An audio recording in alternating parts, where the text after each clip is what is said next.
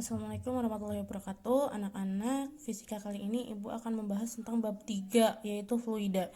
Ibu meloncat sedikit dari materi bab 1 dan bab 2 karena menurut Ibu materi di bab 1 itu perlu logika. Ibu akan bahasnya itu nanti setelah insya Allah kalau kita masuk sekolah lagi. Nah, di bab 2 itu materinya sudah Ibu jelaskan di pertemuan sebelumnya. Nah, di bab 3 ini Ibu baru bahas karena materinya itu kan tentang fluida. Nah, kalian bisa buka di LKS halaman 29. Kalaupun LKS-nya tidak ada, lagi ada di teman, kalian bisa tonton video ini saja. Nah, yang pertama itu kita akan bahas tentang fluida statis. Fluida statis atau hidrostatika yaitu ilmu yang mempelajari tentang fluida atau zat aliran yang diam, tidak bergerak. Besaran yang terdapat pada fluida itu yang pertama ada yang namanya massa jenis. Massa jenis adalah pembeda antara fluida satu dan lainnya. Jadi secara matematis dapat dirumuskan dengan Rho sama dengan M per V. Nah, ini adalah Rho. Rho itu adalah massa jenis yang satuannya kilogram per meter kubik. M massa satuannya kilogram, V volume meter kubik.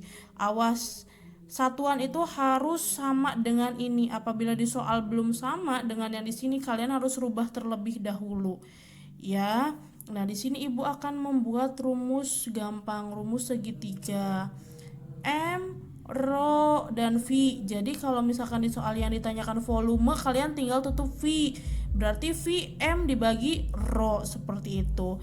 Ya, yang kedua adalah tekanan. Tekanan didefinisikan sebagai gaya yang bekerja pada suatu bidang persatuan luas.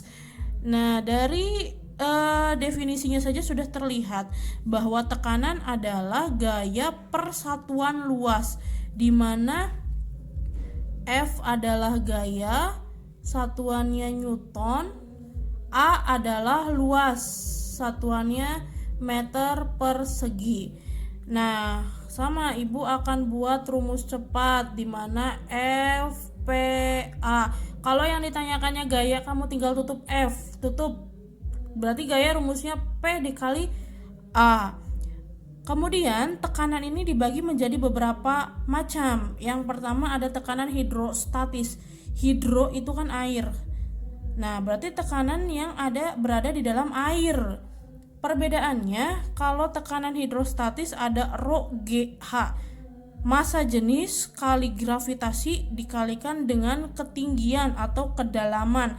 Satuannya awas, harus sama seperti yang di sini. Kalau di soal belum sama, harus kamu samakan terlebih dahulu. Nah, apabila di dalam soal itu ada gambar balok, nah caranya bagaimana? Di balok ada yang namanya ketinggian H. V sama dengan H kali A sama dengan volume beratnya di mana M dikali G.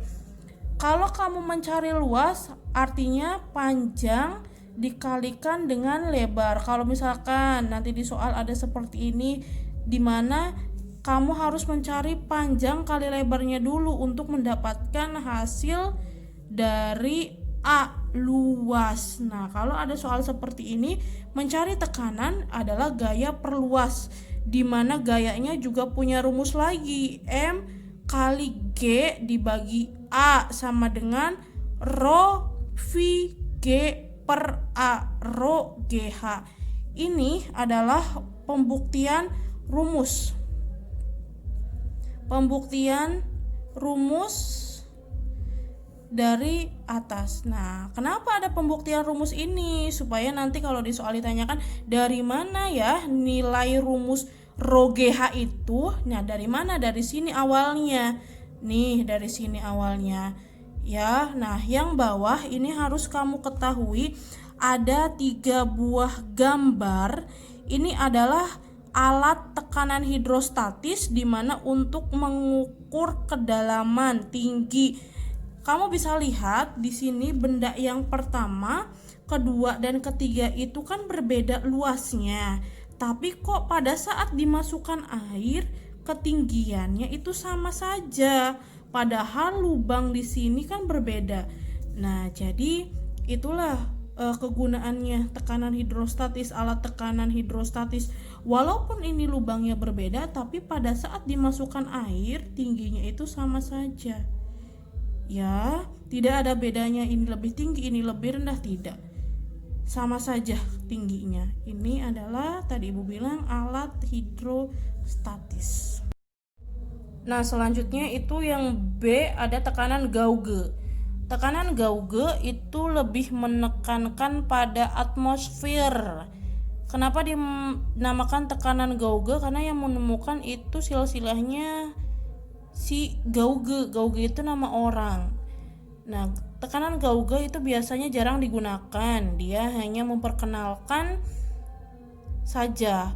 Nah, yang selanjutnya yang C adalah tekanan mutlak pada suatu kedalaman zat cair. Nah, tekanan ini digunakan pada saat kedalamannya itu sangat dalam sekali.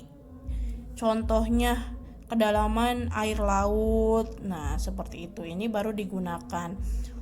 Rumusnya P total sama dengan P0 ditambah pH, di mana pH adalah tekanan yang dialami zat cair, P0 adalah tekanan udara luar. Kemudian yang ketiga adalah hukum-hukum fluidastatis. Hukum fluidastatis itu sangat banyak, tapi yang kali ini Ibu akan bahas itu ada yang namanya hukum pokok hidrostatis. Hukum pokok hidrostatis itu berbunyi bahwa tekanan hidrostatis di setiap titik pada bidang datar di dalam zat cair sejenis yang berada dalam keseimbangan yang sama. Contoh, di sini ada sebuah gambar. Yang ini dimasukkan air, yang ini dimasukkan minyak. Tentu ketinggiannya kan berbeda karena air dan minyak tidak bisa bersatu. Ya. Dimana ada ketinggian air H1 dan ketinggian minyak itu H2. Di sini juga ada ρ1, ini ada ρ2. Nah, rumusnya kita lihat dari rumus tekanan hidrostatis. Nah, tekanan hidrostatis 1 sama dengan tekanan hidrostatis 2 karena di sini kan ada dua senyawa, air dan minyak. P1 ini punyanya air, P2 ini punyanya minyak. Kalau kita masukkan di mana tekanan hidrostatis adalah rumusnya ρ, G, dan H. Sama, ρ, G, dan H. Tapi kita kasih nomor ρ1, G1, H1, ρ2, G2, dan H2. G-nya sama kan nilainya. G itu kan gravitasi, di mana gravitasi itu nilainya mutlak 10. Berarti apa? Kita coret, tinggal ρ1 dan H1. Di sini tinggal ρ2 dan H2. Nah, kita sudah dapat rumus dari hukum pokok hidrostatis. Nah, bisa kita buat rumus segitiga lagi. Ya. ρ1, ρ2 ρ1 H1 ρ2 H2. Nah, kalau misalkan yang ditanyakannya H2, berarti kita tutup H2. H2 adalah ρ1 kali H1 dibagi ρ2. ρ1 kali H1 dibagi ρ2. Nah, kalau ini kita ganti, tadi ρ1 itu kan punyanya air, ρ2 itu punyanya minyak, kita ganti ya. Kita ganti. Ini ρ air, berarti tingginya juga punya air dong. ρ-nya yang di sini minyak, ρ2-nya minyak, berarti sama. H yang di sini punyanya minyak. Nah, kalau yang di LKS sama, kalau misalkan yang ditanyakannya H minyak, kita tutup H minyak. Berarti H minyak adalah ρ air dikali H air dibagi ρ minyak.